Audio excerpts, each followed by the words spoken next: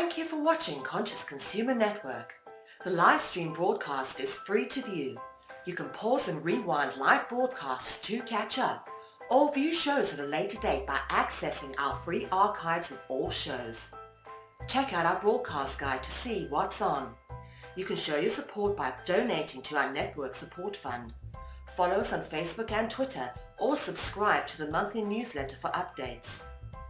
We thank you for supporting free and independent media.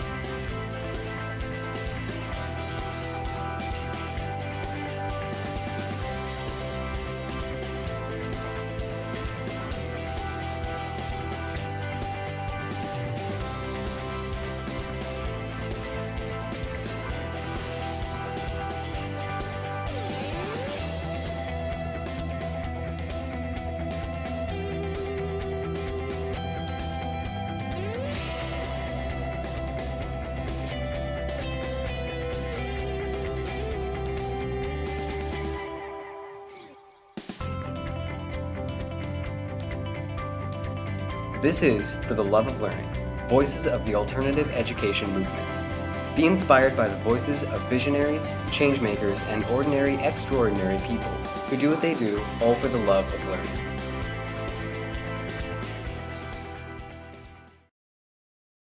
This is For the Love of Learning, Voices of the Alternative Education Movement. I'm Lainie Liberti, and this is episode number 78. In this episode, we are going to explore the immense topic of children's rights. In 1989, the UN's Convention on the Rights of the Child, or the CRC, defines a child as any human person who has not yet reached the age of 18 years old. Children's rights include the rights to association with both parents, human identity, as well as the basic needs for physical protection, food, universal state-paid education, and health care. In addition, the CRC includes equal protection of the child's civil rights and freedom from discrimination on the basis of the child's race, gender, sexual orientation, gender identity, national origin, religion, disability, color, ethnicity, and other characteristics.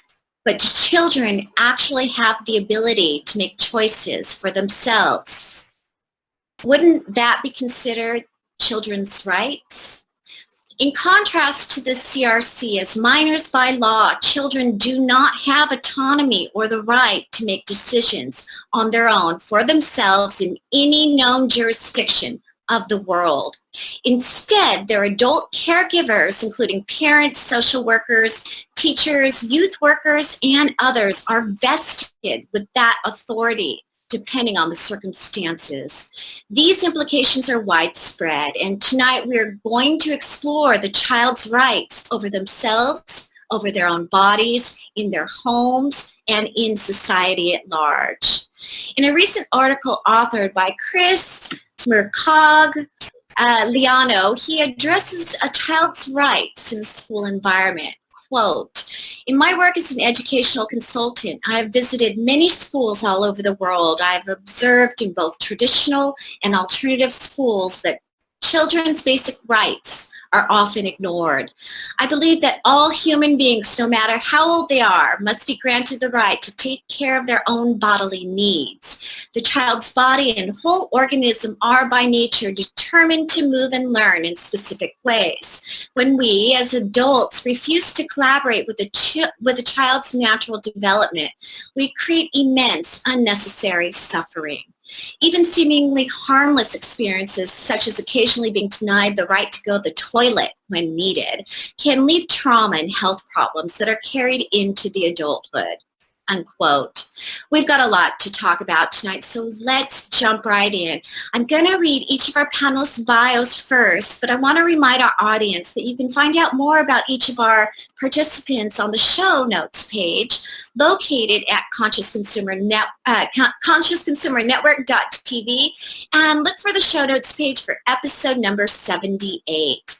There you will find more information about each of our panelists and links to their projects and websites. So tonight's first guest is Marley. Marley is a 12-year-old otaku with aspirations to become a bilingual voice actor and vocalist within an idol group unit. She also enjoys writing and designing characters as a hobby. She's currently attending K-pop college online. So welcome to tonight's panel, Marley. Konnichiwa, mina. Hello. Excited. I can't wait to find out what that means. Thank you. So next, I'd like to introduce Martin. Martin has been on our show before several times and is actually one of the For the Love of Learning guest hosts. Martin is an unschooled kid who is all about creative expression through music. He has been following his passions for years: cosplay, art, martial arts, gymnastics, but most of all, his music. He taught himself to play multiple instruments and is working on mastering multiple musical styles and genres although his favorite is rock alternative. So welcome back, Martin. Happy to be here. And next, I'd like to introduce you to Neil. Neil is 13 years old and did not attend school until September 2015 when he decided to go to South Jersey Sudbury School. He likes performing in plays, politics, and creating YouTube content. For the past 10 years, he and his family have been spending their winters in Florida and summers in New Jersey.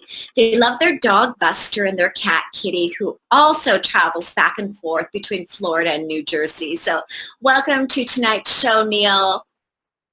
Glad to be back. Thanks. Hey, you're welcome. We're glad to have you. And next, I'd like to introduce you to Teresa. Teresa lives her passions for creating social change by combining work in social justice education with parenting. After graduating from law school, she opted to serve the cause of social change as an advocate, educator, and leader of three public universities. And a leader at three large public universities across the U.S. When she became a parent, she realized that in spite of her personal and professional values, she had accepted without question the dominant cultural beliefs that adults have the right to control and coerce children. Using her experience in facilitating transformative learning and intergroup dialogue, she began her own intensive learning journey. It led her into a deeper understanding that the ways that our society treats children sets the foundation for all other forms of injustice. As a writer and consultant, she works with other parents to do inner work as a foundation for outer action that ultimately liberates individuals, groups, and communities. As a university leader, she advocates for creating a university that is committed to full inclusion of all community members in order to create a healthy and whole community based on respect and justice. So welcome back to tonight's show and welcome to tonight's panel, Teresa. Thank you so much, Lainie. It's a pleasure to be with you and all the other panelists. And finally, I'd like to introduce you to Laurie. Laurie is the author of Instead of Medicating and Punishing, Healing the Cause of Our Children's Acting Out Behavior by Parenting and Educating the Way We Nurture It, the way nature intended. As an attachment parenting and unschooling coach, Laurie specializes in helping youth rediscover their passion for learning and helping families heal through the wisdom of nature's intent. Laurie was featured in the documentary films Class Dismissed and The War on Kids. She has a background as a licensed mental health counselor and child trauma specialist. She also has the specialty in autism spectrum, children's rights, and adoptive parenting. Laurie is a proud mom to her son Bryson, almost 23, who unschooled through graduation. She is currently writing her second book, Nurturing nurturing and empowering our sons, and is supporting a sabbatical to write the book entirely on sponsorships and donations. Wow, quite a feat. So welcome to tonight's panel, Laurie. Thank you very much, Lainie. It's great to be back on and to talk with you again. And it's great to see Martin again and to meet these other fine panelists. Oh, this is going to be an incredible conversation. Well, let's get the conversation started with you, Laurie. I'm going to ask you this question, and I'm going to ask each of our panelists the same question. Why is this an important conversation to have? Well, this is a crucial conversation, Lainie, because children are treated as if they have subhuman status in our society. I've been working on children's rights ever since I was a teenager myself. And the UN Convention on the Rights of the Child, like you said, does have some protections, but it does not even legally protect children from being physically, legally abused, at what they call corporal punishment. And like I wrote in my book, instead of medicating and punishing, one of the few people have spoken out about how teachers will not allow children to use the bathroom in school. There are numerous abuses. I have been visiting schools and working in schools and consulting in schools for years, and the human rights violations in schools and in programs such as residential facilities, group homes, any type of group situation, especially the human rights violations against kids are stunning.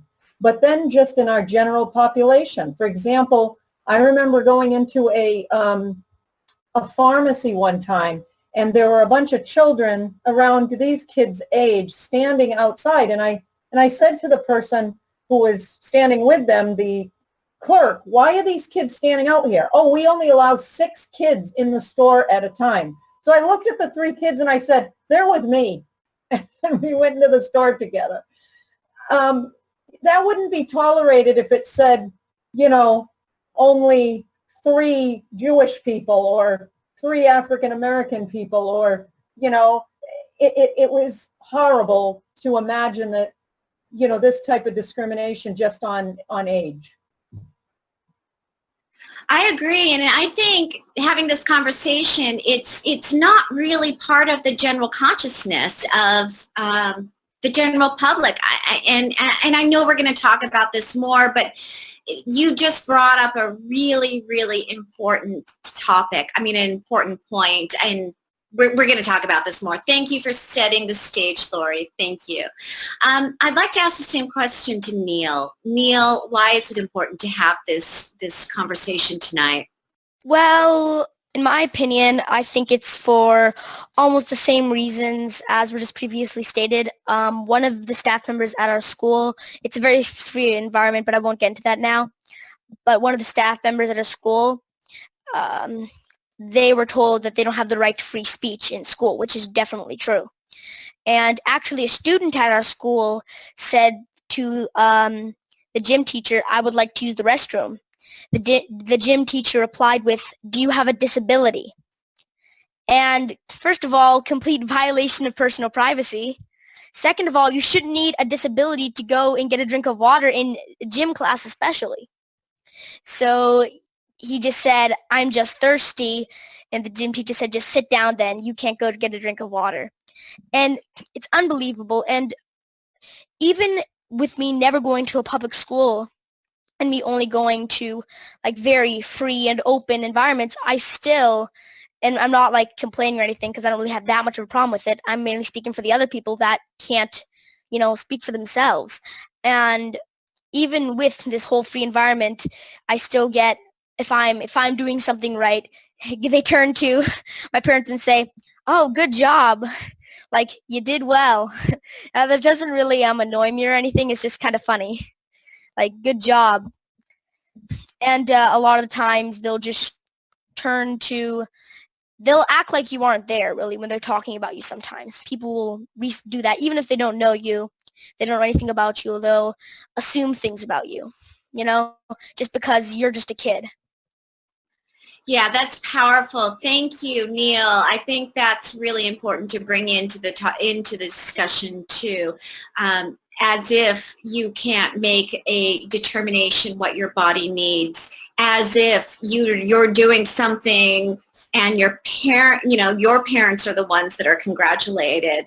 Yeah, I think this conversation is going to talk a lot about autonomy and who really has the rights to make those decisions. So thank you for that opening. It's a great way to open this conversation. I'd like to jump on over to Marley next. Marley, please, why do you think that this is an important conversation to have? Well, as Neil said, it has a lot to do with the fact that we're children, and supposedly children can't do anything for themselves. So there's not a sense of ownership for your accomplishments, which I feel kind of diminishes their confidence. A child's confidence, like, oh, did I do this or did my parents do it? Who really who's at fault, or who's to take the prize here? Also, the fact that, as Laurie said, it's not talked about a lot in society, and I feel like it's something that should, particularly because, and I'm sure so many people know that they say children are the future.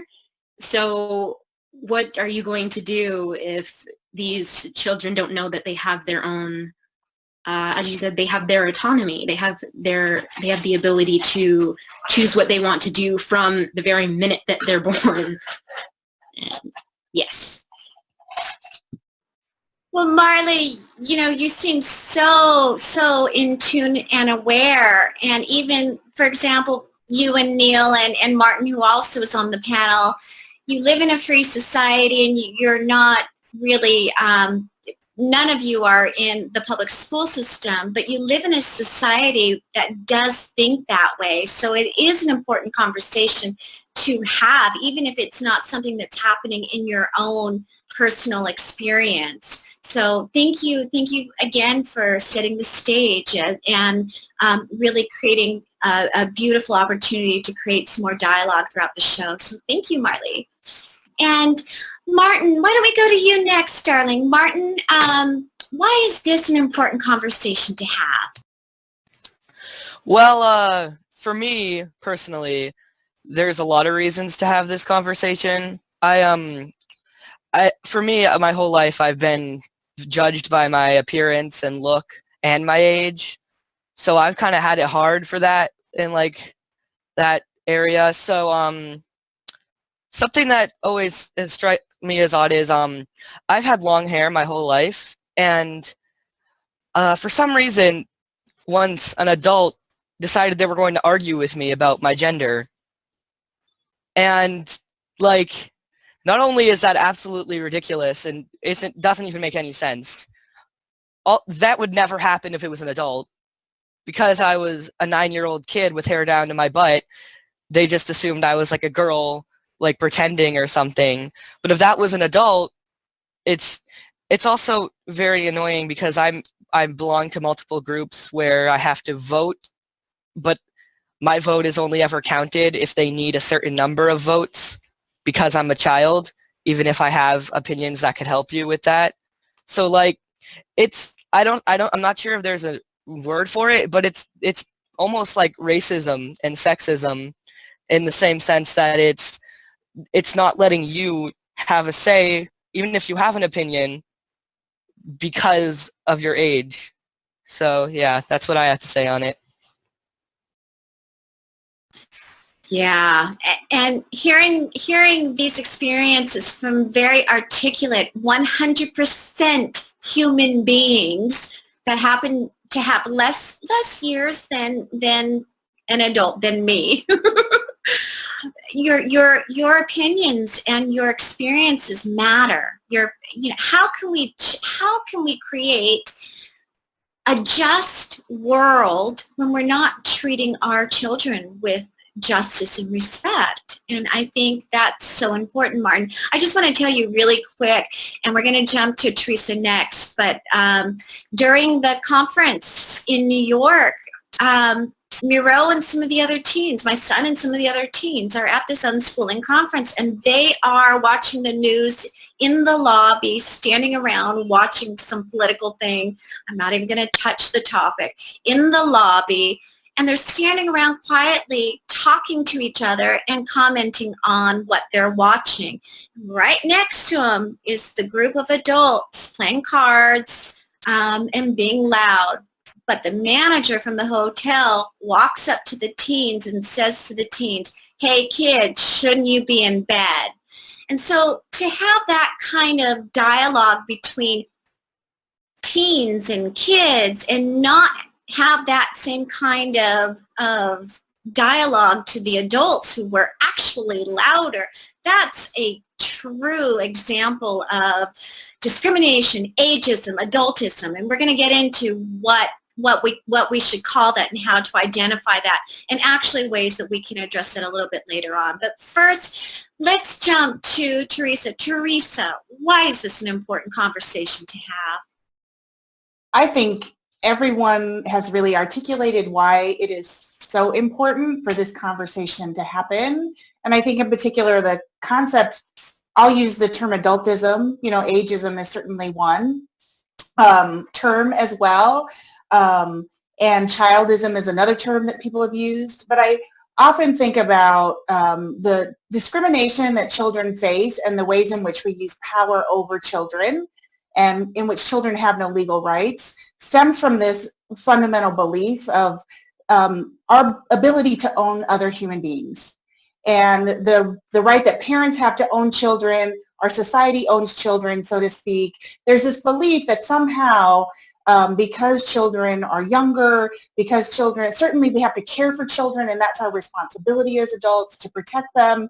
And yet it moves into this whole other realm of power and control and coercion that is institutionalized in our legal systems, our educational systems, our medical systems.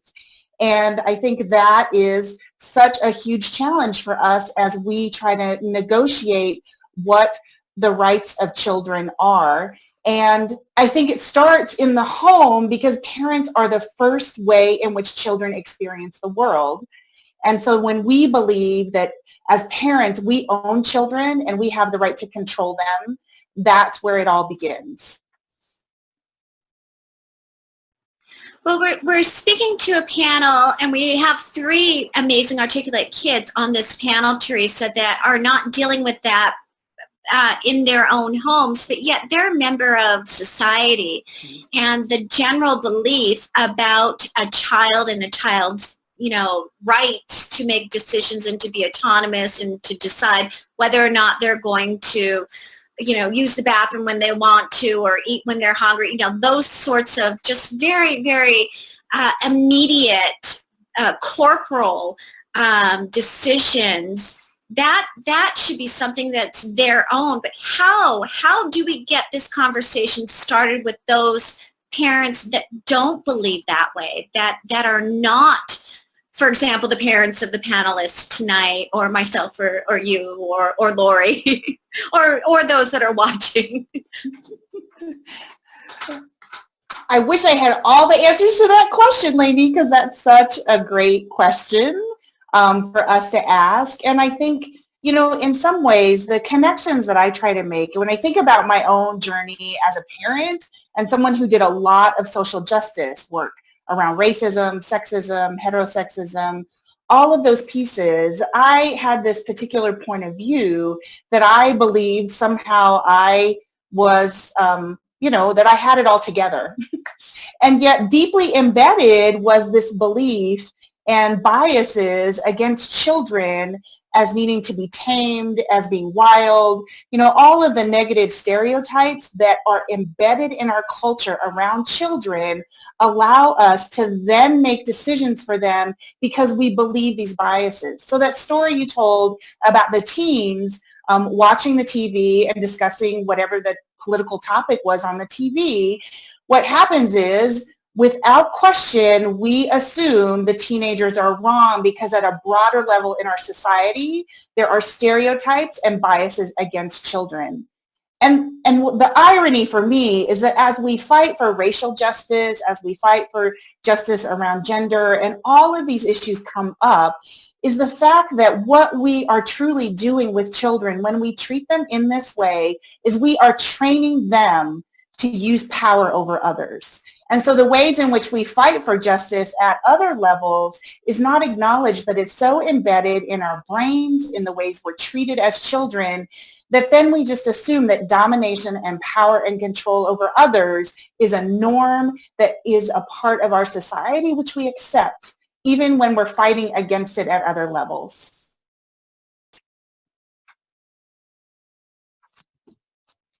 And I think, Lainie, there you go. Lainie, you're muted. Yeah.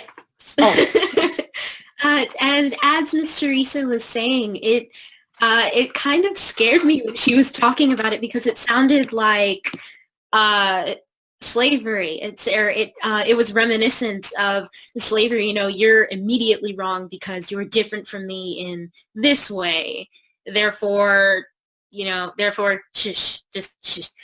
And it's really cutting off a whole part of somebody that has something to say, that has things to add.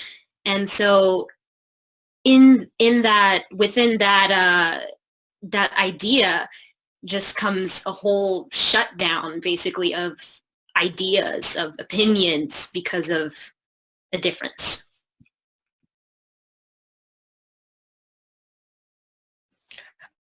I completely agree with everything everyone has said so far. Something that's very interesting to me is ever since I was very little, I've noticed this kind of thing, and all adults that I've spoken to, or that I've researched and stuff like that, have had the general opinion that this generation is the worst generation in productivity in the past 20 years. And they complain about this, yet they don't actually work to make a difference in any of what we're doing. And just I don't quite remember who said it, but the idea that children are the future. If we're the future, then maybe you should train us to do some things. There's a great song by a YouTuber called Boy in a Band, who has this song called Don't Stay in School. And a lot of people misinterpret it as telling kids to drop out of school, but it's not. It's more so saying, hey, I went to school, I wasn't taught anything for the real world, and I'm mad about it. And that's seen as just kids getting angry and how they need to suck it up and just move on in life. Move on to where? You haven't told us yet.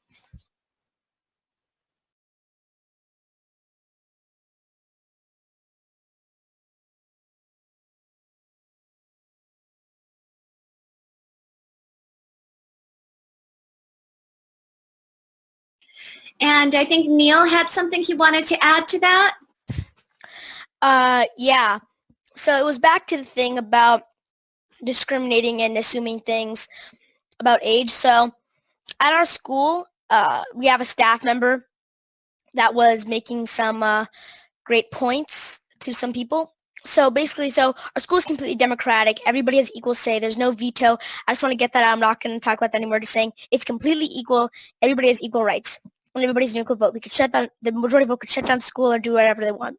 Anyways, so back to that. So somebody came and they were just doing so somebody posted on our Facebook wall something about how while the staff member made very good points and they did this and they made very good points about philosophy, psychology, and all about that.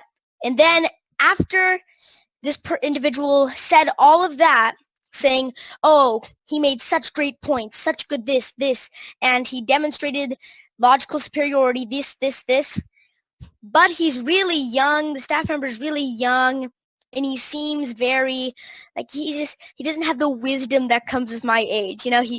This individual seemed to have that sort of arrogance. Like, oh, while he made such good points and I can't counter any of those points, he was a young adult and I am a middle-aged adult.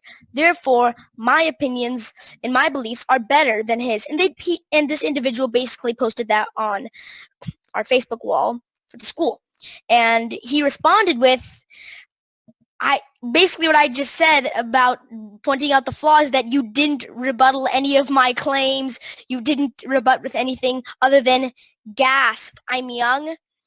And he just said that that's just ridiculous. You can't just do this. And this is me personally adding on something that also, after that happened, it was deleted. The individual deleted the thread.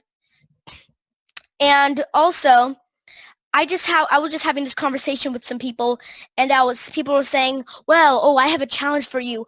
What if somebody just says, well, I have more knowledge than you, and I am, and it is true, I'll be the first to admit, it is true that you are going to get some knowledge with age. It's definitely true.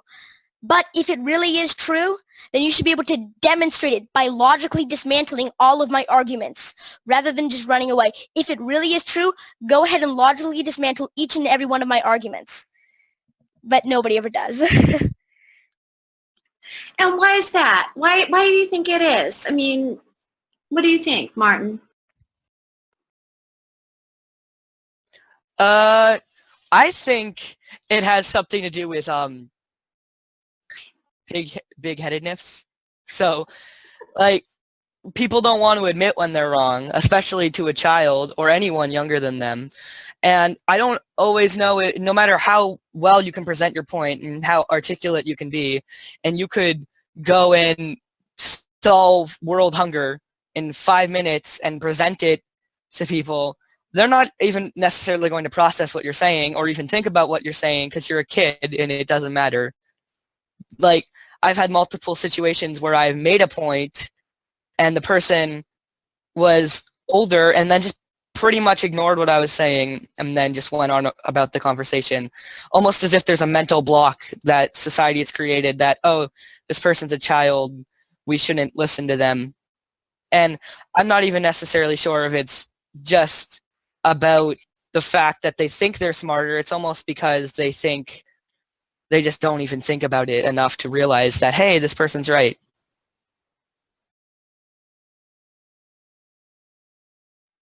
I work in the, I've worked in the mental health field, and before that the social work field for almost 20 years.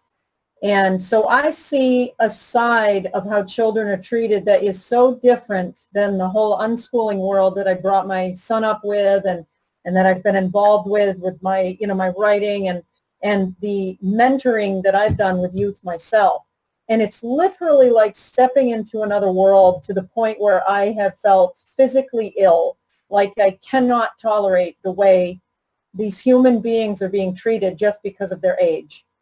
And in the field that I work in, kids come in and their parents dictate that they are having a problem. And usually the problem is that kids are being treated with utmost disrespect at home, a lot of times abused and neglected. And then at school, they're forced to sit in a chair for 6 hours a day doing nothing but paperwork.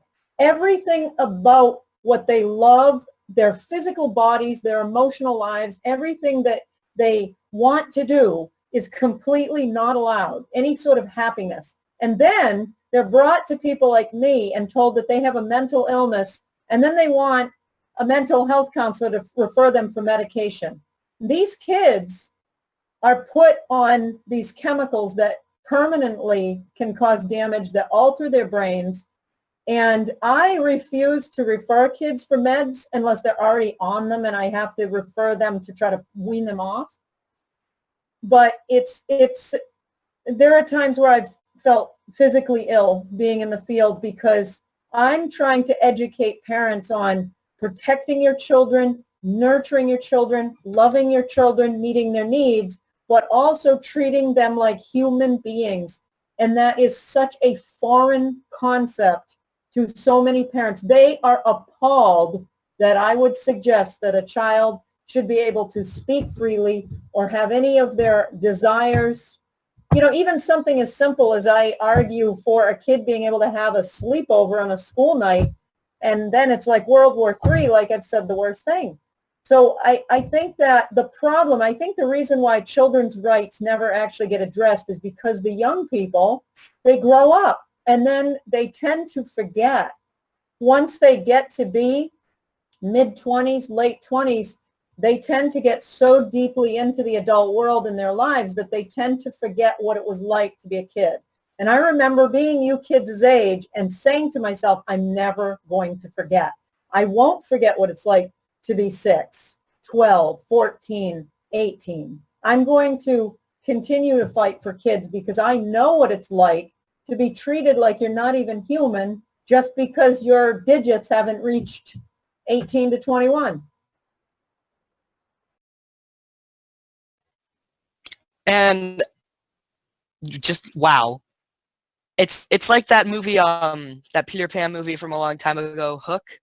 Like, he forgets who he is, and then he has to go to Neverland and rediscover, like, it's almost like that, because I completely get what you're saying. My mom and my older sister has some issues in that area, and they don't even treat her like an equal at all. And my mom works in that field as well, and she works with youth, and the youth are so used to like what they've done that it's almost hard for them to like really adapt sometimes. It's a big issue, but no one wants to talk about it because it's very taboo, and it really upsets me. I don't like it.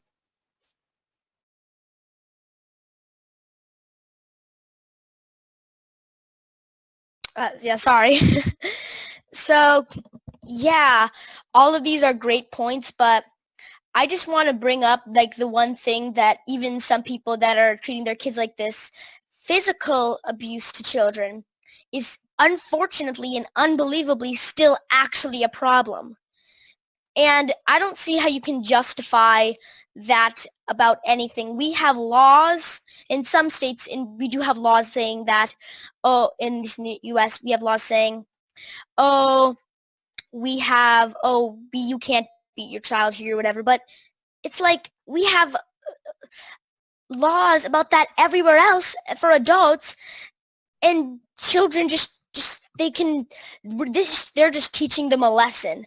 Really, you're teaching them the lesson. See, the thing is, the reason so many kids have this teenage rebel stage is because, okay, if you're gonna be like this and if you're gonna beat your child, yes, they're gonna want to rebel. Are you kidding me? Or forget actually physically harming your child.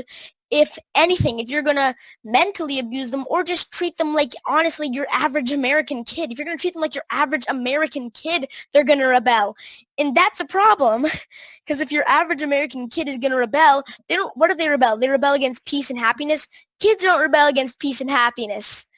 Nobody rebels against peace and happiness. Find me someplace in history where somebody rebelled against peace and happiness. Nobody has ever done that. That's insane. And also, and it just blows my mind how people can just dismiss your arguments to themselves mentally. And also, for any parents that are trying to switch this method, and I see this with, forget schooling, for anything that I try to debate about, they will always say, yeah, but either it's not right for me at this time, or they'll say, I'll do it next week, or like that example. I'm not saying like, oh, I'll do it next week, and then nothing ever happens. I'm not just talking about switching to a certain method. I'm talking about everything in life. When it comes to your child, your health, or anything that's important to you or the world, you cannot just procrastinate about this, because every second that it isn't acted upon, it's going to get worse, and your children are going to resent you, and they are going to beat their children or abuse mentally their children. And the thing is, people justify by saying, look how well I turned out. Look how well I turned out after my dad or mom did this. Okay, well, oh yeah, you turned out really well. You're beating treating your kid, mission accomplished. And people can say, well, I'm only either physically, mentally, or just treating them like this because, again, not just talking about physical abuse, you're talking about everything. I'm just treating them like this because I want to teach them a lesson. I want them to really, grow. They just end up in such a horrible state, though, because you don't rebel against peace and happiness. Thank you. Yeah, that's all I had to say. I think in thinking about what Martin said and Neil as well, there's so many ways in which it's so embedded in individuals, in our structures, in our societies. And I often think about how we just accept it as normal. And I think Laurie talked about how her own contrasting experience with Bryson, and then, going into systems and structures and the ways in which children are diminished and abused and all of those things. I think that at a base level, there's so little regard for children and their rights that we really only see corporal punishment as the biggest issue. That the ways in which control and domination occur on a daily basis for children really is something that we choose to ignore and we don't see. And then I think one of the ways in which we're socialized or enculturated in our society, then we become adults. And it's not as much as that we forget as that we choose to buy into the system. And there's so much pressure to buy into the system because you are rewarded or punished in the same way you were as a child. And so that compulsion to really fit in is something I think that is experienced at individual levels and groups and in our structures and systems, that to break out of that, and I'm sure Laurie's going to talk about this as well, that healing of the trauma that all children experience who are now adults, like that is all part of the cycle of what I would call liberation. And that's the point, is that we have to liberate ourselves. We have to look at our systems and structures, but understand that everyone has been a victim of structures in which their rights, their voices, their needs, what they believed and cared about was not ever treated with respect or with any level of seriousness, which now is perpetuated in our society and continues the cycle. I agree with you, Teresa. I wanted to go back to what Neil was saying too about physical abuse, because it does sort of start with that. This idea that, okay, well, it's not okay to, bruise your child. That's considered child abuse. But if long as you don't leave bruises, that's acceptable discipline. I worked for years before, in the early days of the internet, before that even, with this phenomenal children's rights advocate who passed away just a few months ago, Jordan Ryak. He sat tirelessly in his shack, pumping out, still, it's about as analog as you could get, pumping out these pamphlets to try to stop corporal punishment. And I worked with him for many years on efforts to try to abolish corporal punishment, which is legalized abuse of kids. But then it got to the point where I started to realize, like you said, Teresa, it goes way beyond that. Being able to strike a child is the ultimate way to say, we devalue this human being. But it does go so much deeper. The fact that we talk down to kids, the fact that we do not allow them a voice, the fact that they can be medicated against their will, the fact that they are forced every day to go to school. I have worked with kids who are suicidal, homicidal, saying, please do not send me back there. They are being sexually abused, physically abused, emotionally battered by their peers and by teachers, or inundated with so much work. And their parents just keep sending them and sending them and sending them like they are cattle, like they're not even human. And it goes, physical abuse is the ultimate way to dominate the child, emotional abuse, but there is a much deeper level there of basically saying to kids, you are not human, and we're going to treat you that way just by the subtleties of the way we speak to you, just for example, the commercials that come on around July. Oh, can't you wait till your kids get out of home and go back to school? Like, we can't even tolerate our own kids. That sort of idea.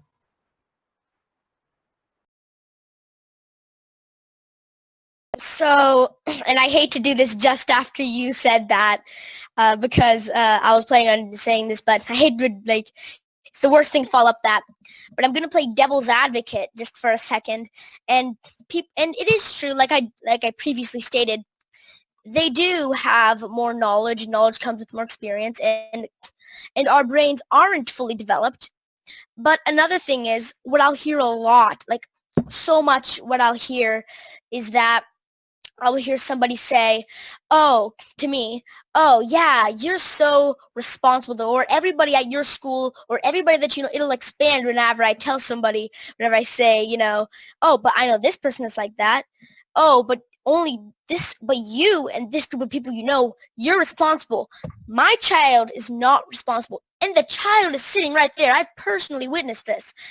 And like, your child's responsible, but my child's not responsible.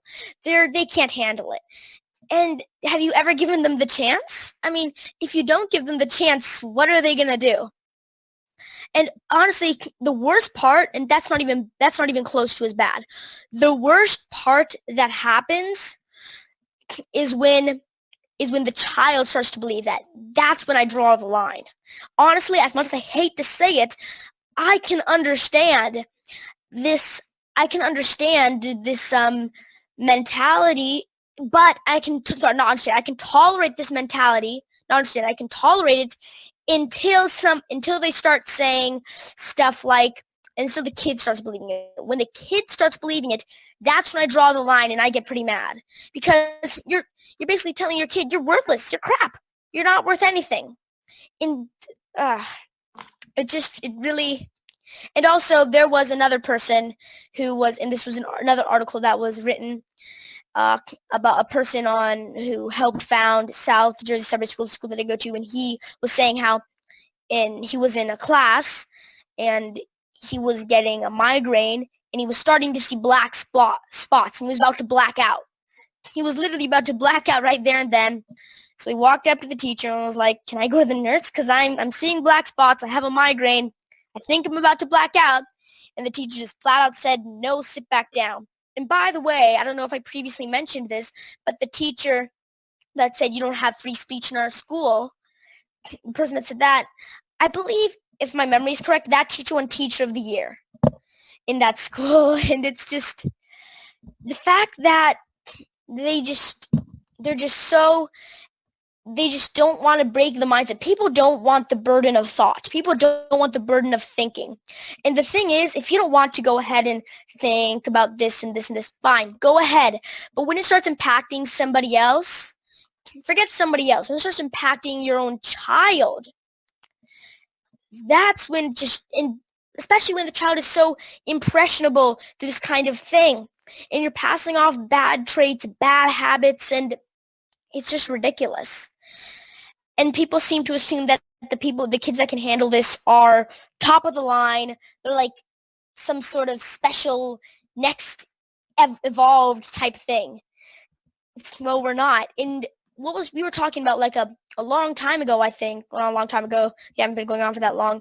People were saying that, oh, we have a fear of this generation. We have a fear of this generation. This generation, it's all hullabaloo and back in my day. And I literally, no joke, I heard somebody say back in my day. I seriously, legitimately heard that. I heard someone say back in my day. So I was on my phone with a bunch of people, and we were actually trying to set up some sort of thing so we could all communicate. And we could just communicate. And so when we left, we could communicate all the time. Somebody marches on over, back in my day, we all sat down and talked, and I was just like, that's cool. Thanks for sharing your opinion. Did anybody know that it's called junophobia, by the way? I don't know. I think so. Juvenoia. It's called juvenoia.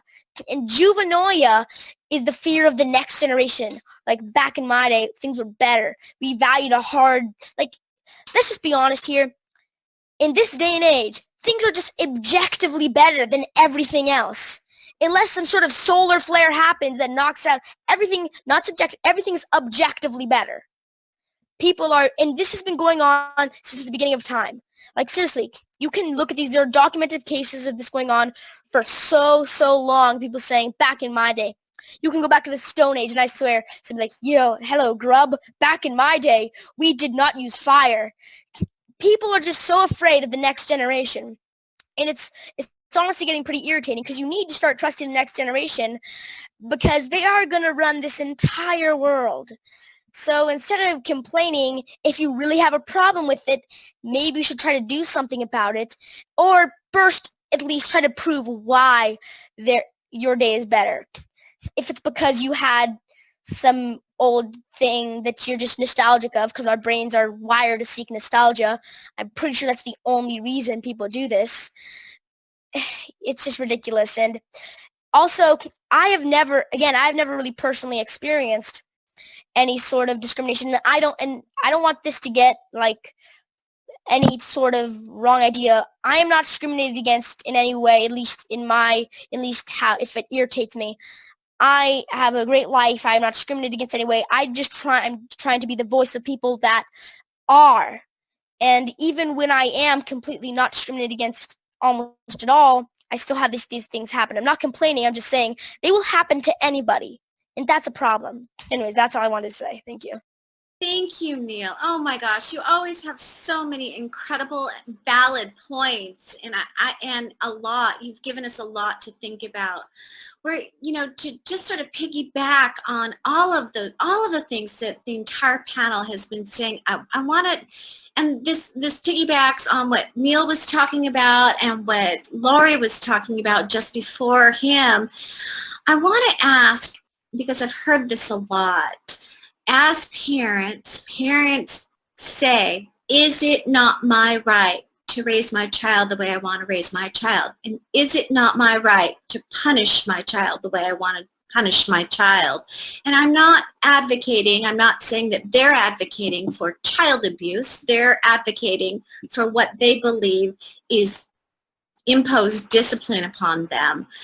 As an unschooler, obviously we believe in natural consequences, and it's not part of our paradigm, but many conventional parents, I've heard this over and over, say, I have the right, my child's right doesn't matter, I have the right to raise my child the way that I want to raise my child, I have the right to punish my child.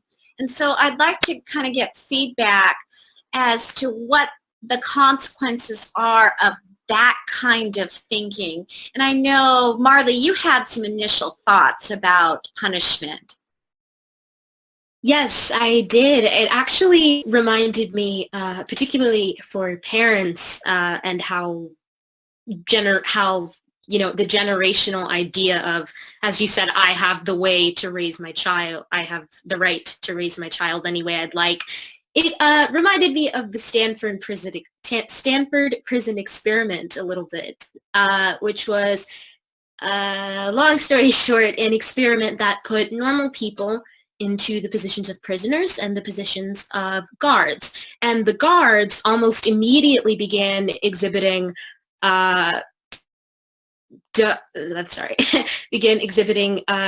sadistic tendencies and the tendency to put people down, say I have a dictatorship, basically.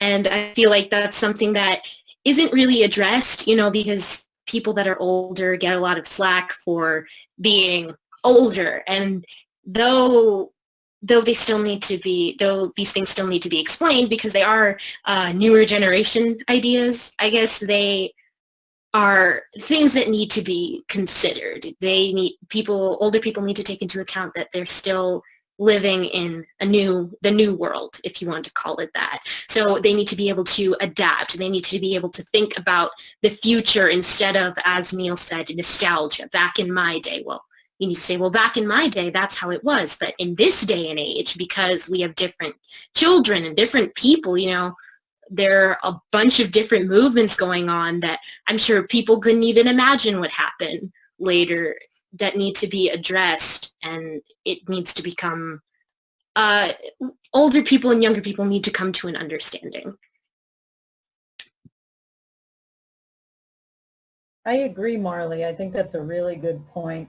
I also wanted to just say something about trauma and how it cycles, and how when people become adults, there's almost this repetition compulsion. When a child suffers trauma, whether it's physical, sexual, or emotional abuse, or punishment, because I do believe that punishment is abusive in many ways. It doesn't have to be physical to be damaging. Is whenever a parent does not meet their child's needs and causes distress, that causes a child to release cortisol, and that can actually do permanent neurological damage to the limbic system, to the amygdala, which is our fight or flight system. And so if that cycles enough times, then the person does not work through that as they come into adulthood, then there is a compulsion to replay that onto the next generation. And it's tragic, because sometimes you'll actually see that when the person's child becomes the age that they were when, say, the original trauma happens, they will become triggered, and they will then act out their previous childhood trauma on that child at that age. And so it is imperative that young people, when they have suffered abuse and neglect or severe punishment, to get that help so that they do not pass it on to the next generation. The key is mindfulness and awareness, never forgetting what it was like to be under that finger or behind that slap, or up against the wall, when an adult in your face, never forgetting what that felt like.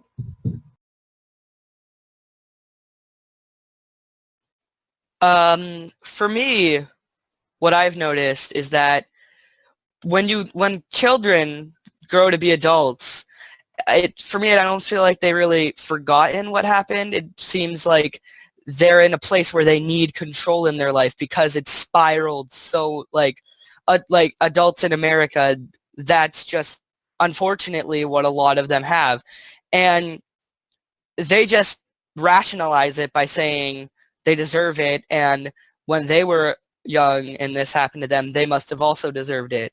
They don't want to put too much thought into it, because if they do, they'll realize, oh God, this is really messed up, because they don't want to put that much strain and guilt on their hands, because humans in general don't want to make themselves guilty about things, especially when it's something that the culture is so molded to do. What we really need is for this generation to break that cycle of perpetual pain and sorrow.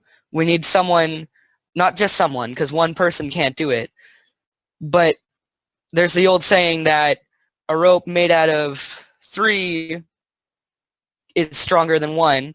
So if we could get all of the children of the world to understand this is our right to ask for this in a way that's presentable and articulate, I think it might just be wishful thinking, but I kind of feel like we could maybe make a difference, because what fun is there in life if you don't have hope for things like that?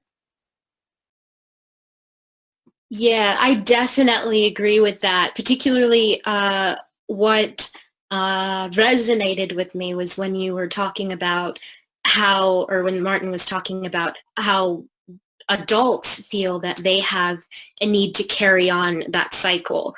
It's something that it's a really hard process, because I always have this conversation with my mother, and I'm lucky to be able to do that we're both humans. My mother is growing up and I'm growing up, but she just happens to be my mother. So we both talk about how we're human, how we still have, things that we need to work on within ourselves. And it's I think it gets a little tricky for parents when they realize that they themselves have been hurt and they have things that they should be dealing with, but they say, oh no, I can't. I have a child, so I just do whatever I need to do to get my child, which in a way is considerate, but it's also, kind of shutting yourself out of the picture, which can be detrimental to the child. They'll feel, oh, are you dealing with something? Are you not perfect? Are we not going to be perfect? And it can get kind of scary. So yes.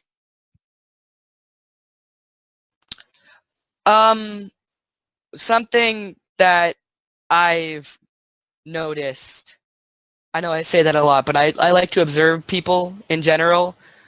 But something that fascinates me is that people, not adults, not children, not old, not young, like no matter what they are, generally don't like to accept other opinions, even if they don't, even if they know it's right, they don't even want to accept it because we have this thing called pride, which kind of, I don't like it that much.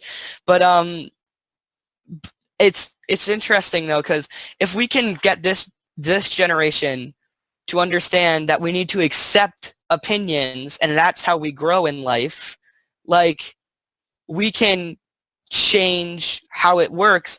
The reason why so many things just keep going in round in a cycle of like this is because if someone else has an opinion that can help out and could change and could make the situation better, even if you understand, you don't necessarily want to admit you've been doing it wrong for so long because you don't want to admit to yourself that you have been wrong. And it's like, it's an actual thing. Your brain doesn't want to admit it. Don't feel bad. It's like your first instinct is to stick to what you believe. But what we need to do is work past that and work to accept other opinions and other people who are different. And like, it's not just opinions, people who are different as well. Like, if you're someone who has different opinions, or if you're physically or mentally different, we need to learn to accept that, because humans in general, look at our history, we don't accept things very well. But if this generation can work to fix that, I think the world in general will be a happier place. I love that sentiment, Martin, because I think it's not only the responsibility of your generation, but it's our generation's responsibility to do the healing work that we need to do. And Marley, as you said, your mom, you talk about her growing and she talks about that. I think that there's so much fear underneath all of the need to control, to not be wrong, to protect oneself, to not face someone's punishment, or to be, judged by other people, that come from so many of those pieces in our society, that until we're willing to take responsibility for our own shit, so to speak, hope I can say that, Lainie, that until we're willing to say there's a lot of shit we have to deal with within ourselves, and the more that we're willing to look inward and deal with that, the more that then we can break the cycles internally within ourselves and for the next generations. That's actually so powerful, and it puts the responsibility back to every single person that is contributing in today's world, in society. So thank you for that, Teresa. We are going to take a quick break, and when we come back, we're going to continue the conversation. And I want to remind our viewing audience, if you have any questions, please do type them into the chat window, and we will get to your questions as soon as we can. So we'll see you in about 7 or 8 minutes.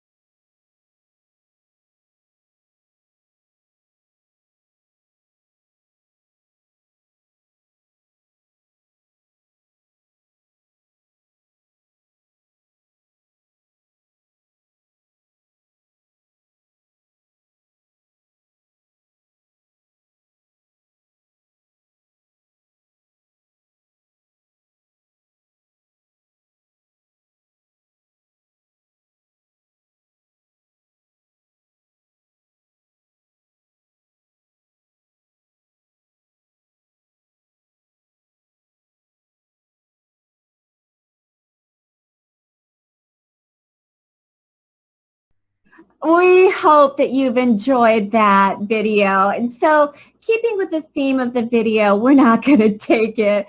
I want to talk about something that always struck me as something I didn't understand. Why are there arbitrary rules that adults can do but children can't? And during the break, sort of our backstage, we were talking about language. As long as the language is not used to hurt somebody, why cannot all language be spoken to express yourself? And why do so many parents say you cannot use swear words, but yet in the next breath they'll turn around and swear themselves? Why are there these arbitrary rules that regulate things that are not harmful? We're talking about language. So, Martin, I know you had lots to say about that. Well, I'm going to start off by saying I swear a lot because that's just how I am. I'm in a rock band and so I swear a lot, and it's very hard for me when I'm out in public because it's frowned upon to swear. But the thing that bothers me the most about that is rules in general are counterproductive. They do the opposite of what they want to do. Basically, I have realized this being in the unschooling world, that most unschoolers are allowed to swear and are allowed to do all these things, like if they want to eat a lot of candy, they can eat a lot of candy. They don't have restrictions and rules. And because of that, they're a lot better with it, and they don't feel restricted, so when they finally can, they don't feel the need to do all of this. If they know that they're free to do anything whenever they want, then when they can't, it's a lot less if you say fuck when you hurt your toe when you're unschooled, that makes sense. You're not restricted to say it, so you'll only use it when it's necessary. But if you're someone who's been restricted their whole life, and when their parents aren't around and they're with their friends, they'll be saying it every other word, and that's not necessarily a bad thing. But it's very counterproductive to put rules on something that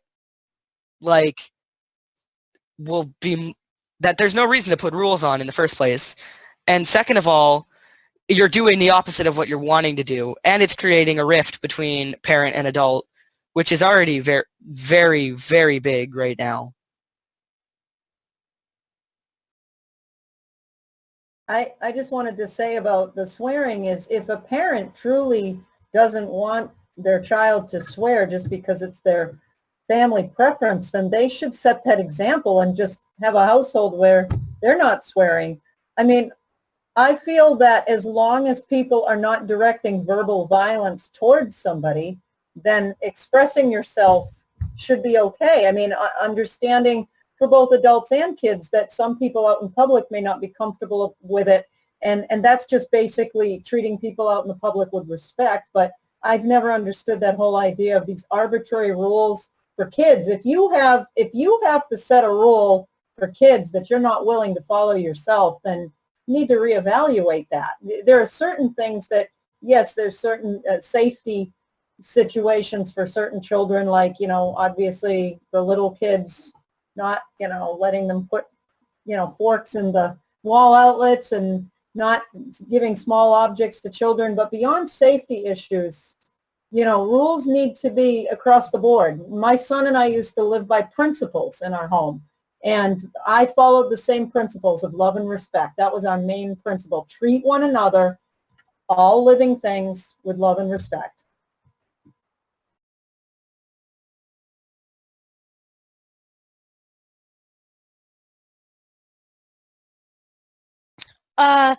So is it okay if I go? Okay, yeah. So I just wanted to talk about on the point of bad words. I have a very I don't know if it's unique, but I haven't seen anybody else with the same viewpoint, at least before I talk to them. Words are really just words. We have different languages. Words are really only a means to express ourselves. And the moment we give words more powerful than us it's just, we shouldn't give these things that we just make noises with our vocal cords to communicate. We're just basically communicating. Imagine a dog barking, well, more accurately, a dog peeing and releasing hormones into that pee. But imagine that. It's just talking. That doesn't give the communication device power. When we use a cellular device or a phone of some sort or even a computer, it doesn't make it, when we type something in there, is it taboo to do something? Like, it's not. Like, words are just words. And in my opinion, I think there are extreme words used to describe extreme feelings, but that shouldn't make them taboo. Such as, I believe, and trigger warning, if you don't want me to swear, you can leave, but there is, the word love, I think, is as powerful as the word fuck, because they're just both different sides of the spectrum. And if you really ask yourself, why does that make me uncomfortable? Why do I not like that? Most people will come to a dead end. They really will come to a dead end, and they just say, well, it's not right, it's not good. And you hear a lot of that, especially with the controversial topics that we're discussing. And it's pretty disgusting that this is controversial, since we're just talking about basic rights. And also, I used to have everything restricted. Not everything, but I mean, even when things were restricted, I'm going to make it sound like it was horrible, but it wasn't that bad. Even when things were restricted, it was okay, right? But my parents will say, like, it was really bad. I'm so glad we changed this. But it wasn't that bad. So I used to have internet time restricted. I had to ask to go on the internet, and when I could only go to Webkins. Webkins, and I had in TV time restricted, anything we ate restricted, and guess what? The exact same point. I don't know if it was Laurie or Martin saying this. I'm sorry, I forgot who exactly said this, but I think it was Martin. Maybe I'm wrong, but he said that it becomes so much more attractive when it's not. I think it was Martin. It becomes so much more attractive when when you can't do it. But and to be fair, I have seen some kids who really want all the candy and really want all this, but I am almost positive that's bound to change. And if that doesn't, they need to learn that there are consequences to paths. And after the original few maybe months or something, because it might take a while, after the maybe original few months of me having nothing restricted, after my parents took those restrictions off, I started thinking about what I was putting into my body, the exercise that I was doing, exactly what I was doing when I was doing it, and deciding how to distribute my day. And I came to one of the conclusions that we're so restrictive to media, and people seem to think that books, why people should read more books. And honestly, people are going to be like, whoa, why would you even bring that up? But really, why do we need to read books? They're just a source of media and knowledge. And don't get me wrong, I love books. Books are great. But they're just a source of media, and there's just a source of knowledge, and they're just a source of entertainment. They're just those three things. So is the internet, so is television, so are video games. And there was actually, I don't know, but there's this great YouTube video. You can just look up, I think you can look up in the YouTube search bar if video games were invented after books. And it's just like a 12-second segment of this person reading some article saying, this is what would happen. We decided to come up with the arguments parents would make if video games, TV, and the internet were invented after. No, books were invented after TV, video games, and the internet, and the arguments they would make against these newfangled books. And it was like, books are a submissive experience. Video games are a participatory one. You lead in a video game. With books, you just submit. And it's true.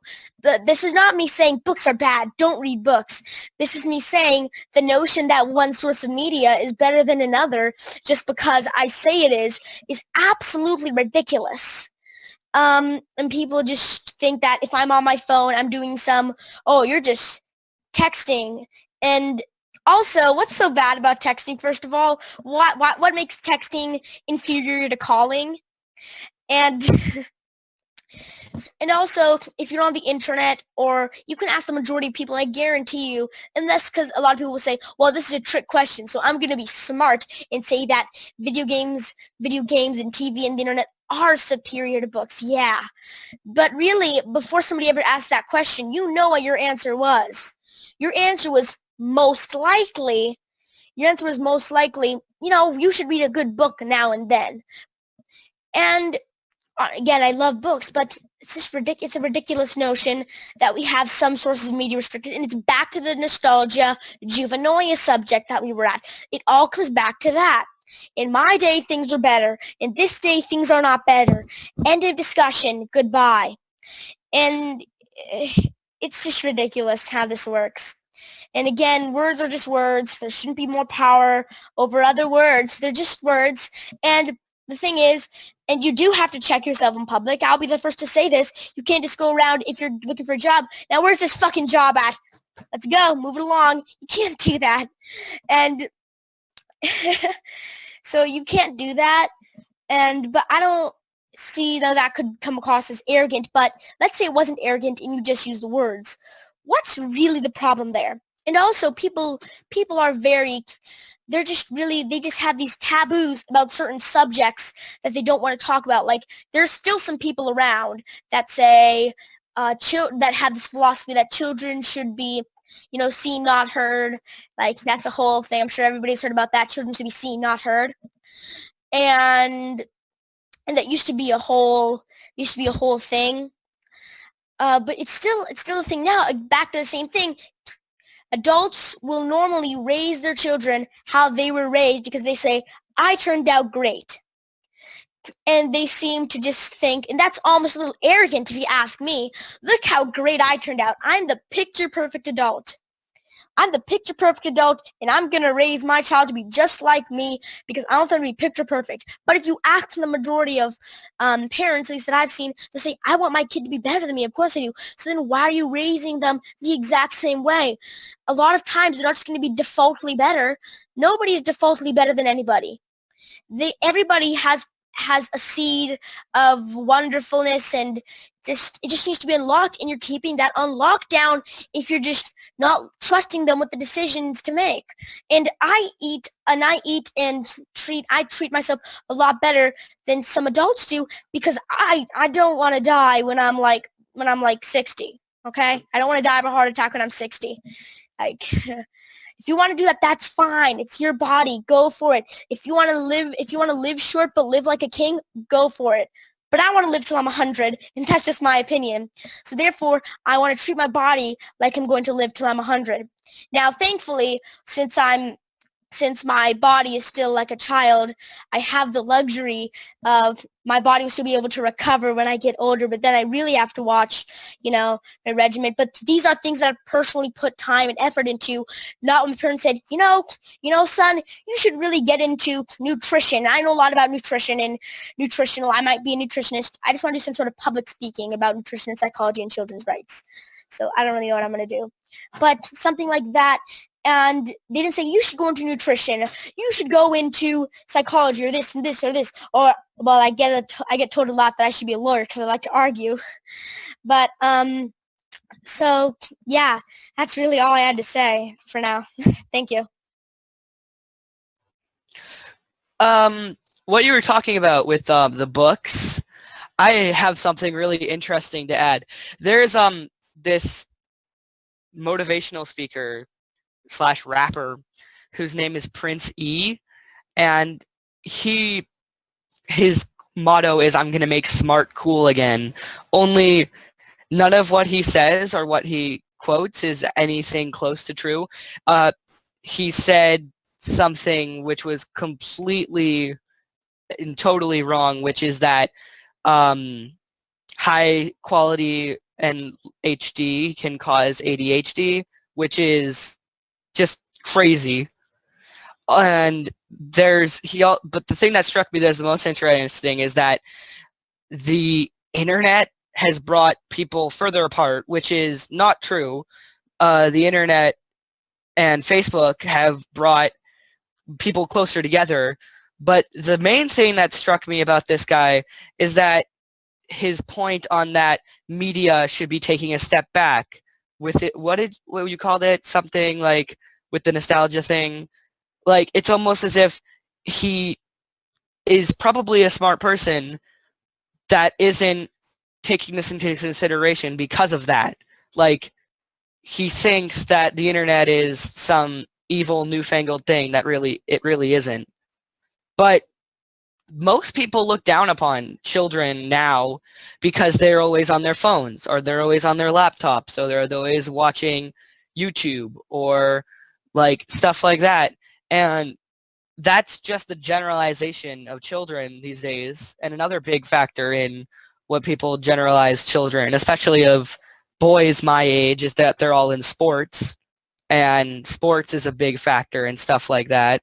So as a whole, people look down upon us because of our media and our phones, and our devices and our computers and things like that. But that's brought us closer together, and that makes the world better if we're closer together. People can understand other people's opinions if they can submit this article online.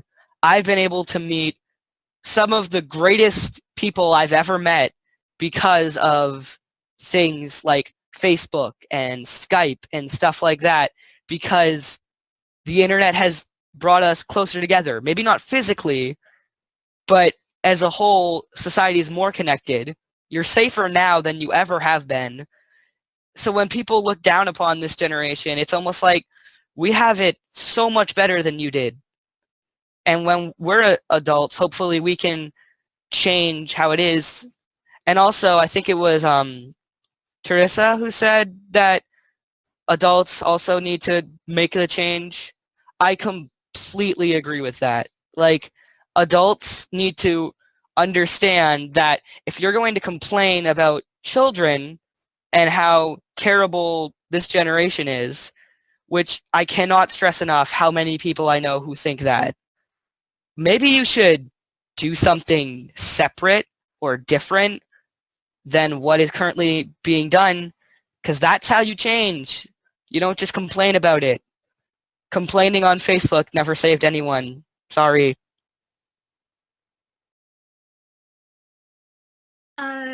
I definitely wanted to say something about these. I love this topic. I always have these conversations with my parents. And the first thing that came to mind was absolutely, well, the very first thing was the regulation of clothing as, excuse me, as children are told, you can't wear this or you can't wear that, especially growing up as a girl. Still there is some stigma around wearing certain things, skirts, what hairstyle you have, what things you put in your hair, if you wear earrings, and all those things. And as an adult, to an extent you have that, but you can always back it up and be like, well, I'm an adult. I make my decisions. And they say, oh, okay, and they let it go.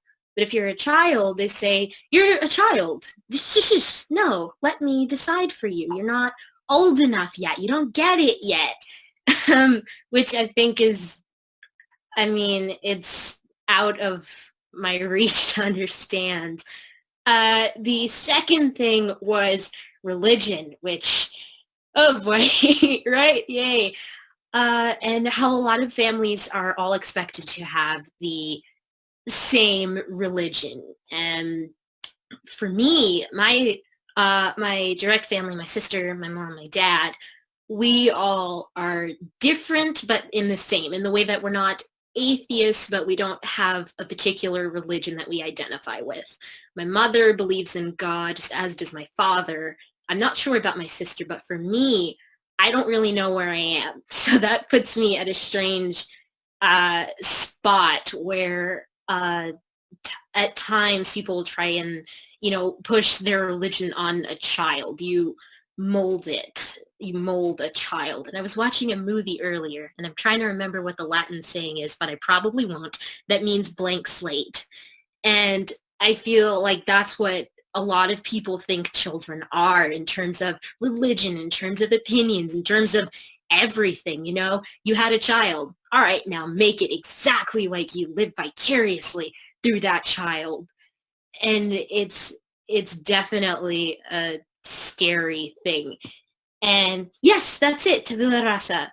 And the very last one is hugs. My mother wrote a whole article on it, and I just loved it with everything in me about how children are expected to give hugs, no questions asked. And it really takes away from their bodily autonomy, the right to say, I don't want to give a hug. It's not that I don't like you, but I'd rather not. I don't want to be touched in the moment or anything like that. And it completely takes away from that idea, which goes on for, I mean, as long as they live.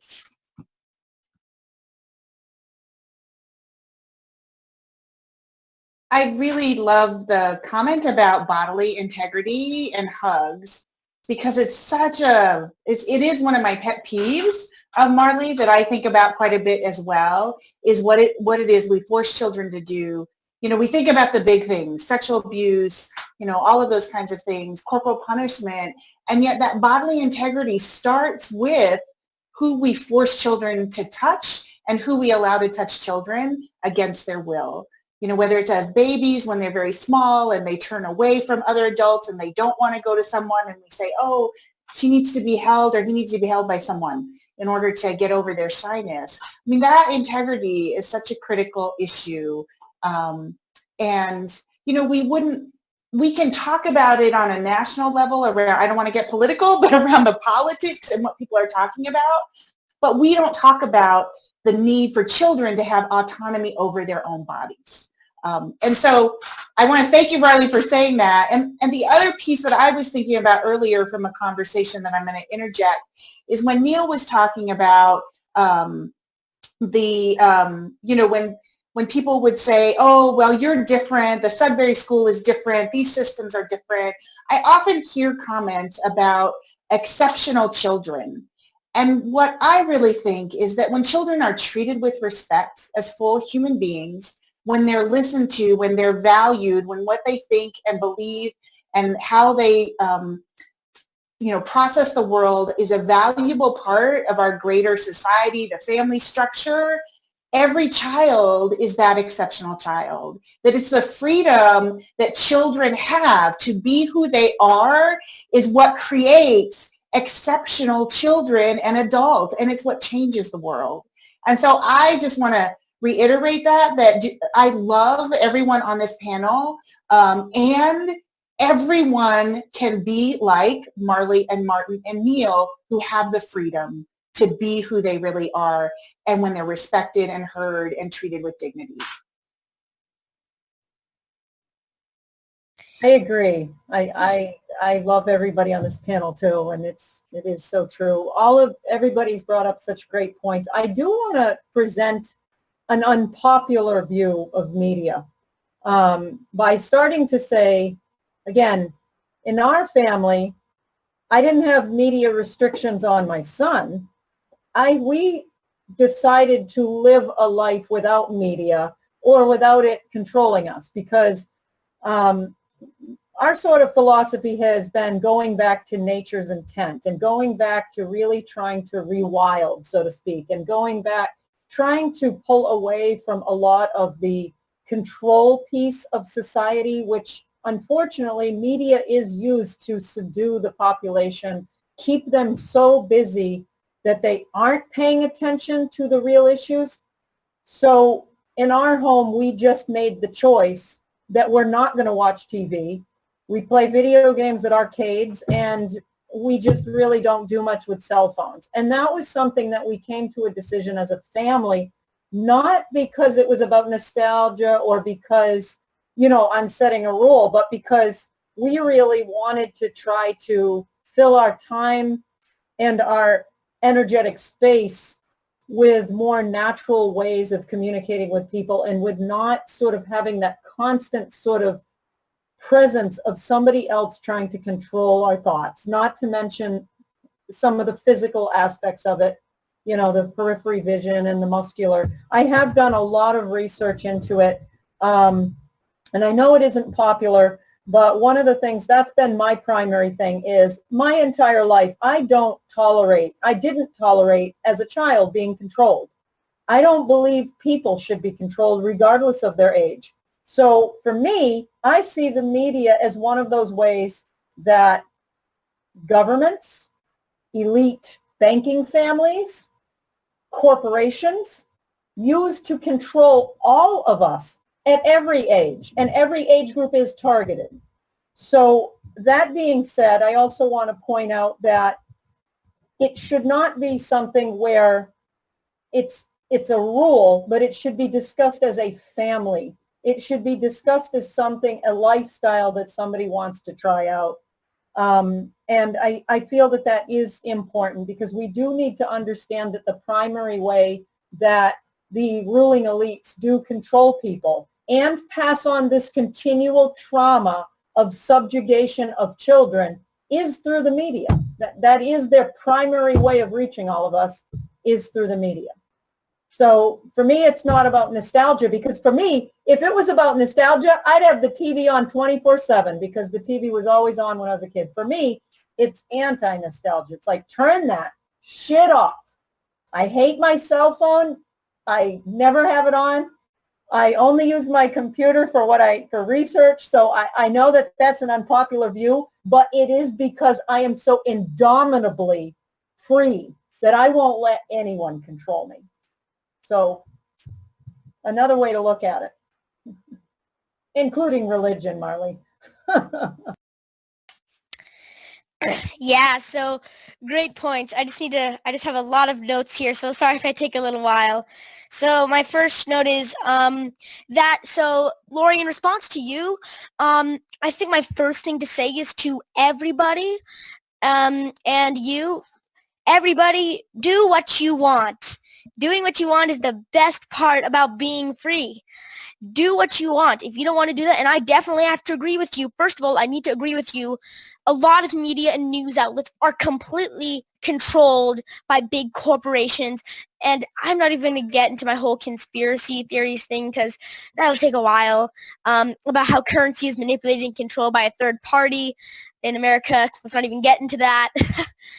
But yeah, and I think that's one of the reasons I love, and the internet definitely is controlled by some people. But the thing is, the reason I love the internet so much is because it is free in some ways, because the thing is, the backbone of the internet for people, I'm sorry if I'm talking things that you don't know what's going on, because there's a backbone of the internet where to connect to other servers, you have to go through them.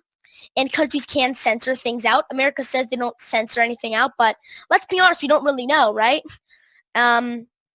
So yeah, that's the thing. So the internet, I think that's the best media source there is any, but definitely the big media outlets are definitely controlled by a small group of very wealthy people, which is so undemocratic in my opinion. Okay, so my next note is that in response to Martin's thing about that learning rapper, and I feel like my inner self groaned when you said that, because out of all the people, like if you look on Disney and Nickelodeon, like it's fun to learn, kids. 1 + 1 = 2. And when it's forced like that, and they try to make it fun, but it's so forced and mind-numbing, this is just my opinion, it's so forced and mind-numbing that it honestly just makes it so not cool. It's like they're trying to be fun and cool and relatable, but it's really not. And I think that's the beauty of YouTube, because they don't just broadcast something onto, for example, Disney, saying parents are going to let their kids watch Disney. They're not going to let them go on YouTube. They're not going to let them go on this channel on TV. They're going to let them go on Disney. So on Disney, we don't care what we air. We can air whatever the hell we want. Kids are going to come and watch it. We're Disney. But on the internet, you don't have that luxury. That's the thing, unless you're like a big company who's going to buy a bunch of shares in backbone servers. But you don't really, if you're an individual person, you don't have that luxury. You have to create content that people are going to actually want to see. And when you create content that people actually want to see, it does become cool. Like, for example, Vsauce is a great channel on YouTube. I'm sure a lot of you people have heard of it. Yes, it's so good. It teaches you so many things. And it's not, and the best part about it, in my opinion, is that it's not trying to be cool. It's just being Vsauce, teaching you things, and it's a fun person doing it. They're not trying to be cool. Anyways, my next one is, why can't I vote? Why can't I vote as a child? Why can't I vote? I know some adults that I should probably have more right to vote than they do. I know people don't really want to get into politics that much, and I can understand why, because honestly, I'm just not going to talk to most people I know until end of November. Because it's just until November ends, even after the election, which is November 8th. I'm just not going to talk to anybody. So why should I vote? I mean, I really should be able to vote. And yeah, the system is rigged. Sorry, I'm just reading a chat. The system is rigged with gerrymandering and all of these things. But the thing is, it is our duty as Americans and citizens of any other country that has voting systems to try to change it. Even if our voice is so minuscule in bigger states due to the Electoral College giving people in bigger states less voting power, and electors being able to vote for whoever they want in like 12 states or something, it's still, I feel like we still have some say, even if that say is very little. And I want to make my voice heard. And why do I have to wait till 18 till I vote? No, here's the problem. I'm about to argue with myself, because here's a good point, and the good point is, if you are a strong supporter of one party, and you are very reserved about your beliefs, and you little Billy, you better go in that booth and vote for candidate B. I'm not going to say any names or any party names, because let's just not get into that, even though I'd love to. I love politics. But you better vote for candidate B, Billy, or you're going to get this. Or and this is probably actually the better side of the spectrum, even though it's still bad, if you vote for candidate B, Billy, I'll get you that new Xbox games that you wanted.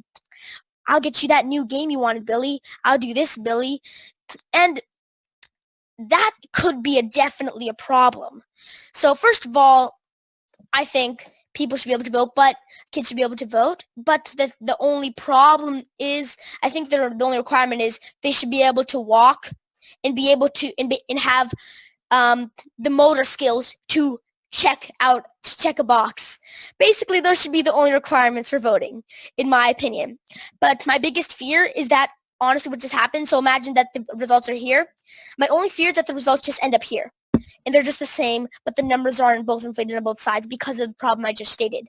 But regardless of that, don't you think we should at least give the minority of kids that will actually have a different opinion a chance?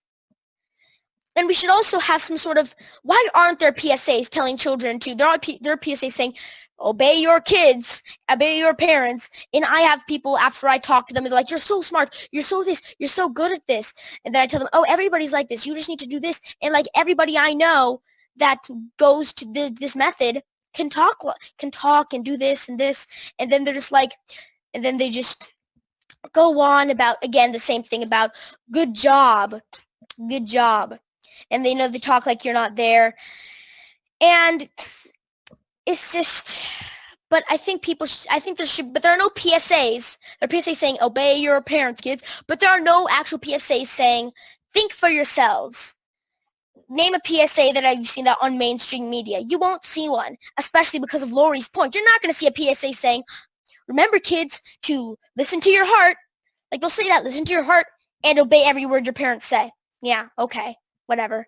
Anyways, next note is back to religion. Marley, your point is you were actually saying, I don't really know what I am. To your first thing, I believe your definition, I don't know, I may be wrong. I'm just by what you said, I'm going to the exact word that means the definition. What you said, you may be an agnostic atheist, and an agnostic atheist is somebody who doesn't really know if God exists, but if there is a God, you don't know, so you don't actively believe in one. That doesn't mean you just refuse to believe. I don't know, just saying that. And I am an agnostic, which means I don't know. I just don't know. And the thing is, I don't think I really can know. And problem is people are so forced ideas of religion on people. And honestly, I don't want to say I don't believe in God. I do believe in God. This, or even if there is a God and there is an afterlife, because I think that's definitely a possibility. Or there is an afterlife, there isn't a God, there's this, or this. Honestly, there really is no substantial real proof. So the definition of agnostic is I just don't know. I really just don't know. So I don't know. And that's the beginning to finding out. If you say I don't know, that is the basis to finding out everything. And I don't know. And you see, and it's, the worst part is when it gets forced on somebody. That just takes me off. Because it's just forcing an opinion. And you say, you're going to go to hell, Billy, if you don't believe what I believe. And that's such fear-mongering. That's worse. That's probably in some ways worse than a lot of the things we've talked about. Like, that should be equivalent. I'm not saying it should be directly equivalent, but that should be equivalent in a way to saying to mental child abuse and saying, I'm going to kill you, because eternal torment for eternity of torment and just horrible suffering, and you're threatening a child with that unless they don't listen to what you say. How is that different from a death threat? I'm sorry, it's not, because the child does, because some children, if they've been raised like that, they don't know the difference if it's yes or no. Like some kids are like, yeah, but that's not the same, because they know that murdering something that could actually happen. If you've raised a kid like that from the moment they were born, they have no idea. Moving on to my next note, people might seem like, they might seem to want to dismiss this, like we're getting triggered over nothing. And I'll be the first to say that it definitely can be seen like that with me, at least with me, I have a great life. I'm not discriminated against in any real way. But again, I'm just talking for the children that don't have that voice. And the thing is, and the problem is, the only reason I'm doing it is because they can't be here right now. And that's the worst part. So, and also, one of my personal pet peeves, I think this should be everybody's pet peeve, why are people so obsessed with messing with the ligbit community, gay, lesbian, transgender rights? First of all, none of your business. Like, why does it bother you? It's my belief that you should do this. Okay, believe what you want, okay? But when your belief starts to hinder somebody else's existence, as in you actually enforce your belief on somebody's right to hinder their existence in a way, that's when you need to draw the line and keep it to yourself, or just need to reevaluate what you're doing. Because honestly, because these are actual arguments, by the way, but if somebody decides to, if we allow gay rights, people are going to be doing this and this and this. Oh, transgender, what is this? You're born this way and blah, blah, blah. I mean, even if, like, if everything gets so, like, I don't want to use the term chaotic because everything is fine, but if everybody has these different identifications, does it really matter? Like, seriously, does it matter? If they're happy, does it matter? No, it doesn't matter. If they think they think that I think I'm this gender, well then first of all, the first thing I would do is feel sorry for them for being forced in a body that they don't feel comfortable in, because that's the worst possible feeling I could ever feel. If I didn't feel comfortable in my own body, that'd be like a living hell. But the thing is, and you know what would be even worse though? The worst part would be that, and then you could come to acceptance and be like this, but the worst part, and again, I can't speak for these people because I'm not one of them, but if you're ostracized by people for just wanting to live a happy life and the happiest life you can, this is insane. Why are people so just afraid of this?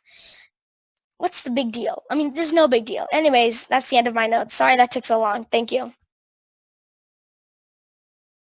Okay, so I'm going to bring up a topic that I think that means a lot to me personally, and that is medication in school systems. The fact that in a lot of schools, they have the legal right to prescribe medication to your child without you even knowing is terrible. And also, I've been looking at a lot of people and articles that are talking about how they wonder why ADHD is on the rise. And as far as I can tell from the research I've done, it's not on the rise, it's just being overdiagnosed for every person who steps out of line and expresses their opinion. I have 3 friends that I'm not going to name who are free thinkers, who happen to be a little on the hyper side, who have gone on medications that have literally ruined them as people. Like, it's sad. I had people who were very close friends to me be utterly ruined because of medications that they don't even necessarily need. And the saddest thing to think about here is that the government most likely knows this and is just doing this to dumb it down. And it's for children. They're children. They're humans. Would you like it if someone put you on drugs that you didn't have any say in the matter of whether or not you're taking? If you didn't even feel the symptoms that they're prescribing you with? That's a very real issue that not a lot of people want to talk about. And what I think we need to do is open up the world to some other people who because I heard a lot of people complaining oh, it's the rotten school system, they're ruining my kids, but that don't know that there's other options. There's things that aren't public school. There's homeschooling, there's unschooling, there's charter schools, there's Sudbury schools. There's all these alternative options. So I take it as a personal thing, as someone who knows about these things, to share it with other people who don't. Because I think that if there's anything you can do, that's something you should do the most.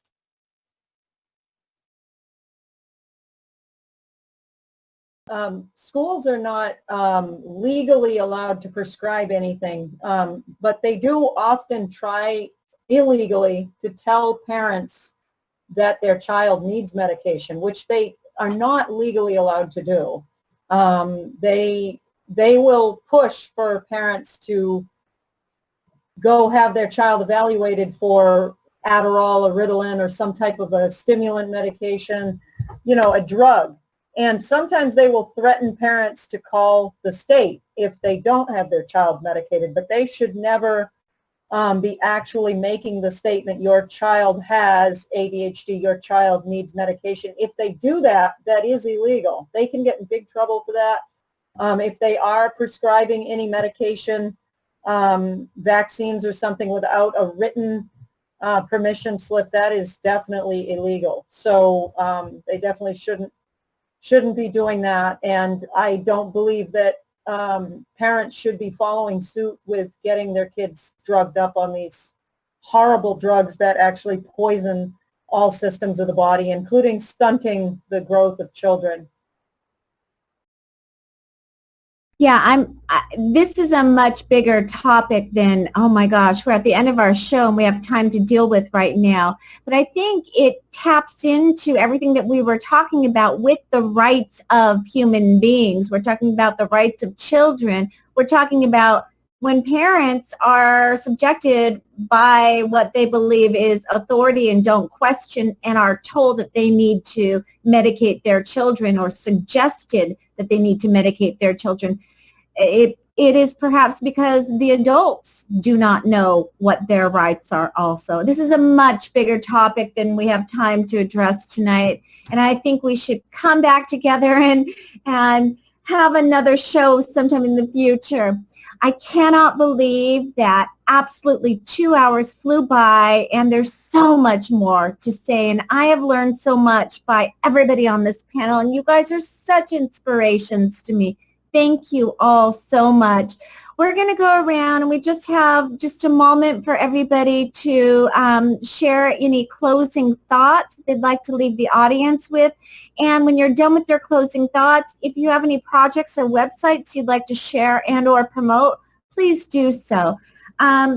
First person that we are going to go to is Martin. Martin, please share us your closing thoughts, and if you have a website or a project that you'd like to share, do that as well. First of all, I'd like to say thank you, Lainie, for having me on the show again.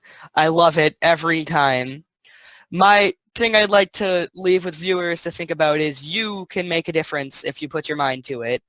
And my website / page is Hangman's Job. We're like a youth rock band on Facebook. Check us out.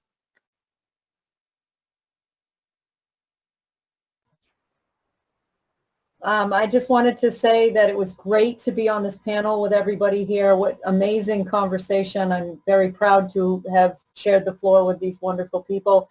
Right now I am working on my second book, Nurturing and Empowering Our Sons, which is a focus on how we can use attachment parenting to help boys grow up feeling good about themselves as well, because there has not been enough of a conversation about boys' rights.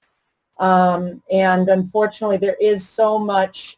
Boys are the primary victims of suicide. They are the primary victims of being drugged in school. They are failing in many ways at life according to our society. So there is a need to understand their unique needs, as there has been with girls. So I am doing a sabbatical right now to write the book, and I'm doing it completely on donation right now. So if you can go on to my Patreon page if you're interested in donating. My website is going to be updated soon. We're doing a whole new overhaul of my parenting coaching and unschooling coaching business. It's going to be renamed Soul Healer Holistic Parenting Support. So look out for my new website to be unlaunched in the next couple of months. For now, I'm at laurieacouture.com. I'll still be there, but it'll be a whole new look. And thank you so much. Take care. Okay, so this is Marley, and I would like to say thank you so much for listening. Thank you to everybody on this panel. I mean, this was awesome. It was great to be able to talk with everybody, hear all the different opinions, and just, have a good conversation between adults and children as this whole thing is trying to get across. And my website, or something that I'd like to promote, is my group, which is like a singing group on my otaku Japanese love note. It's a group called Miryoku, which basically sings Vocaloid and a bunch of other Japanese and Korean songs. So if you could check that out, that would be awesome. It is spelled Miryoku. Yes.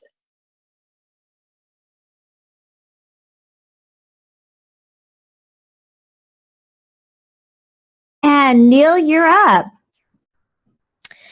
So, first of all, so glad to be on this podcast again. This was absolutely wonderful. Thank you for having me. This is great. And I have 2 websites and 2 YouTubes I'd like to share. The first website is South Jersey Sudbury School, and that's the school I've been referring to that I went to. So, and the way you spell Sudbury, and you can just look up the Sudbury model if you don't even look up the school if you don't want to. The way you spell Sudbury, it's one word. It's Sudbury. Yeah, sorry, I spelled the whole thing. I thought I spelled part of it. So, and the second website I'd like to share is my personal website. I don't really do anything like this. I just do normally whatever I want on it, or with some snappy editing sometimes. And my website is neil532gaming.yolasite.com. That's YOLA site.com after the domain. And thank you. The last one was my personal website that I do stuff on. It has links to my YouTube, my Twitter, and other platforms.